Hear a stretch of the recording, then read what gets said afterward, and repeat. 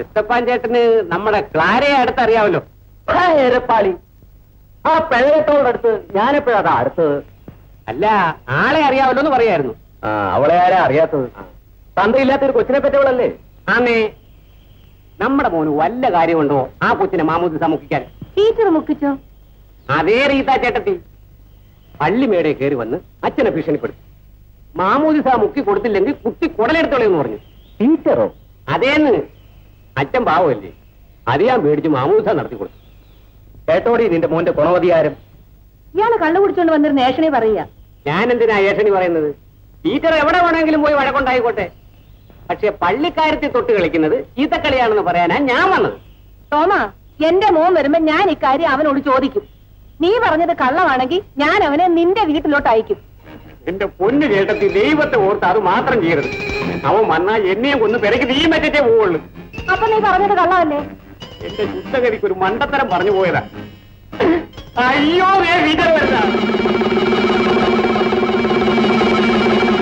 തലതെറിച്ചവൻ വരുന്നുണ്ടേ എന്ന് ചോറ് വിളമ്പി കൊടുക്ക. നിങ്ങൾ എന്തിനാ അവനെ ഇങ്ങനെ പ്രാകുന്നത്? എങ്ങനെ പ്രാകാതിരിക്കും? കണ്ണു തെളിയട്ടെ എന്ന് വെച്ച് BA വരെ പഠിച്ചു. എന്നിട്ടിപ്പൊ തെണ്ടി നടക്കല്ലേ? ഈ എരപ്പാളി കാരണം ആലീസിനെ കെട്ടാനൊരു പട്ടിയും വരത്തിലടി. നല്ല ഒന്നാന്തരം ചെറുക്കനെ കണ്ടുപിടിച്ച് അവന്റെ പെങ്ങളെ അവൻ കെട്ടിച്ചോളും. നിന്റെ അമ്മയെ കെട്ടിക്കും.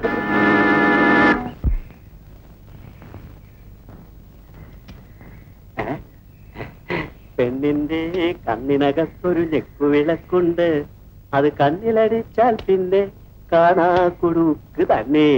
ഈ പെണ്ണിന്റെ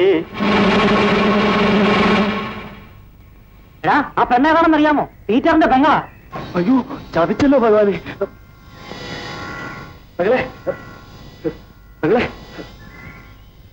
എന്റെ പൊന്നു പെങ്ങളെ ആളറിയാതെ പാടിപ്പോയതാ. ദയവ് ചെയ്ത് പീറ്ററേട്ടനോട് പറയരുതേ.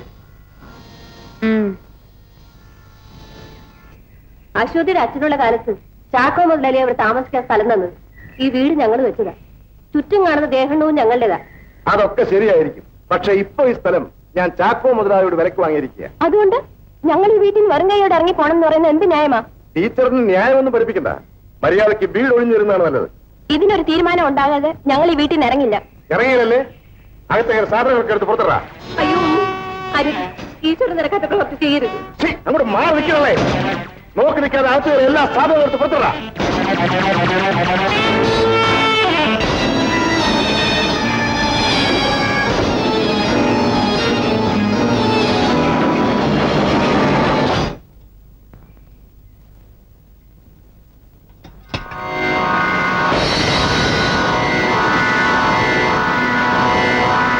അകത്ത് നിന്നെടുത്ത സാധനങ്ങളെല്ലാം അതാത് സ്ഥാനത്ത് കൊണ്ടുപോയി. നിൽക്കണവിടെ. നിന്നെയൊക്കെ വിളിച്ചോണ്ടൊന്ന് പീത്തതല്ല, ഞാനാണ്. സാധനങ്ങൾ മുഴുവൻ എടുത്ത് പുറത്തോടെ. സാറ് തന്നെ അങ്ങ് എടുത്തോണ്ടാ മതി. ഞങ്ങളെ കൊണ്ട് ഒക്കില്ല.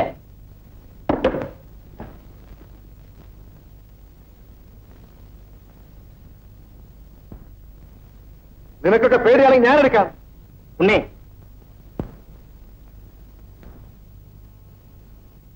നിങ്ങൾ രണ്ടുപേരും അകത്തോട്ട് പോകും.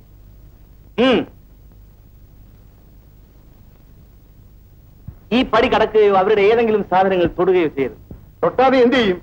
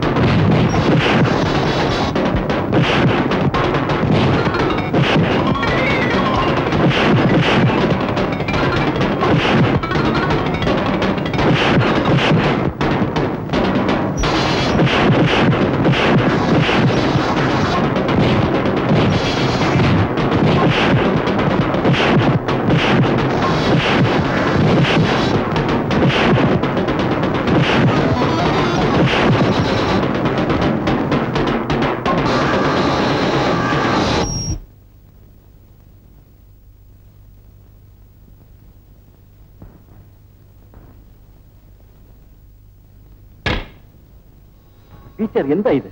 ഏത് പ്രശ്നവും സമാധാനമായിട്ട് കൈകാര്യം ചെയ്യുന്നതല്ലേ നല്ലത്? അച്ചോ, മര്യാദയ്ക്ക് കാര്യം പറഞ്ഞാൽ ഇവന് മനസ്സിലായി. അതുകൊണ്ട് എനിക്ക് ചെയ്യാവുന്നത് ഞാൻ. അത് ഒരു നല്ല രീതിയല്ല ടീച്ചർ. തെറ്റാണെങ്കിൽ അച്ഛൻ ക്ഷമിക്കുക, ഞാൻ മാറി തന്നെ. അച്ഛന്റെ രീതിക്ക് ഈ പ്രശ്നം പരിഹരിച്ചു. ഉണ്ണി, എന്താ കാര്യം? അച്ഛോ, ഞാൻ ചാക്കോ മുതലായിട്ട് വാങ്ങിയ സ്ഥലമാണ്. എനിക്ക് ഇതിന്റെ ഉടമസ്ഥാവകാശം കിട്ടണം. അതിന് സമ്മതിക്കില്ലെങ്കിൽ എന്നെ കൊണ്ടാവുന്നു ഞാനും നോക്കോളാം.